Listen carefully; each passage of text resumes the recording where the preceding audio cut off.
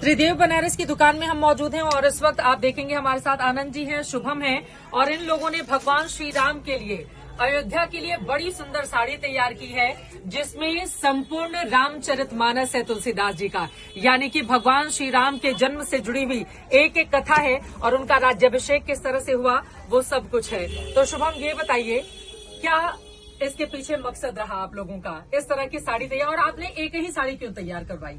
एक साड़ी इसलिए तैयार हुई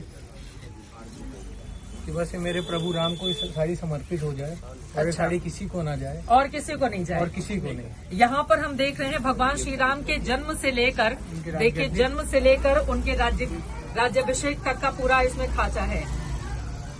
यहाँ पर भगवान श्री राम धनुष तोड़ रहे हैं शिव जी का, ठीक है। और थोड़ा सा आगे बढ़ेंगे, बताइए एक एक कहानी बताते जाइए क्या क्या है यहाँ पर। यहाँ पर केवट राज उनको नदी पार करवा रहे हैं, क्या बात है। कहाँ से बनवाई ये साड़ी, किस तरह से तैयार की?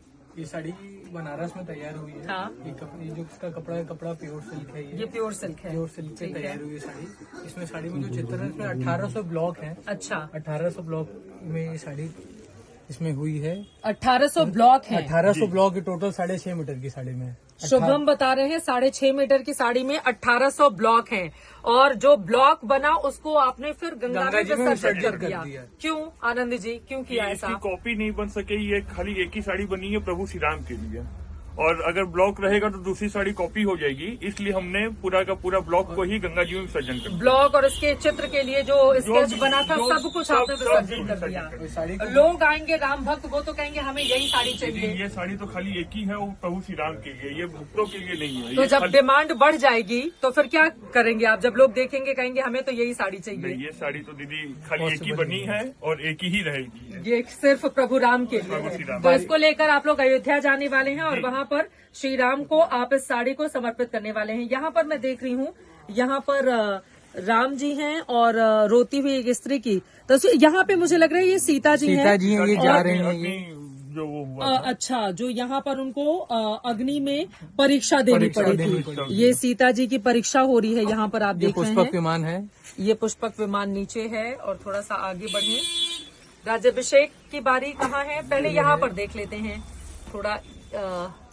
ये लवकुश है, ये लवकुश है और लवकुश ने भगवान जी के घोड़े को रोका था, अश्वमेध यज्ञ जो चल रहा था, ठीक है। ये यहाँ पर तस्वीरें हैं और थोड़ा आगे बढ़ेंगे तो यहाँ पर उसके बाद यहाँ हनुमान जी हैं, आप देखिए भगवान श्री राम के परम भक्त।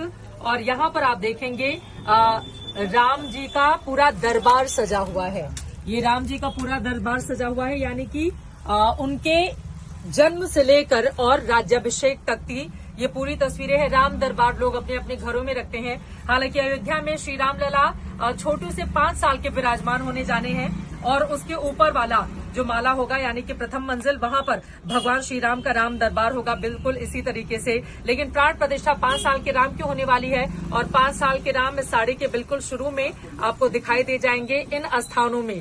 तो ये अद्भुत साड़ी तैयार की गई है। और चलते चलते एक आखिरी बात, तब राम जी को समर्पित करने के लिए जाने वाले हैं आनंद जी आप? जब मौका लग जाए, जब प्रभु का बुलावा आ जाए, हाँ। तब हम लोग राम जी के पास जाएंगे और ये साड़ी को प्रभु के चरणों में समर्पित करेंगे। तो ये सिर्फ भगवान श्री राम के लिए साड़ी है और कोई भी इस साड़ी को नहीं खरीद सकता। एक ही साड़ी बनी थी, इसकी जो चित्रकारी थी, जो कुछ भी इसमें रंग रोगन जिसका भी इस्तेमाल हुआ वो सब गंगा में प्रवाहित हो चुका है और अब इसकी कोई भी डुप्लीकेट कॉपी नहीं बन सकती। तो ये एकमात्र साड़ी है जो अयोध्या में जाकर काशीवासी त्रिदेव बनारस की ये जो दुकान है, यहाँ के लोग जाकर भगवान श्री राम के चरणों में अर्पित करने वाले हैं।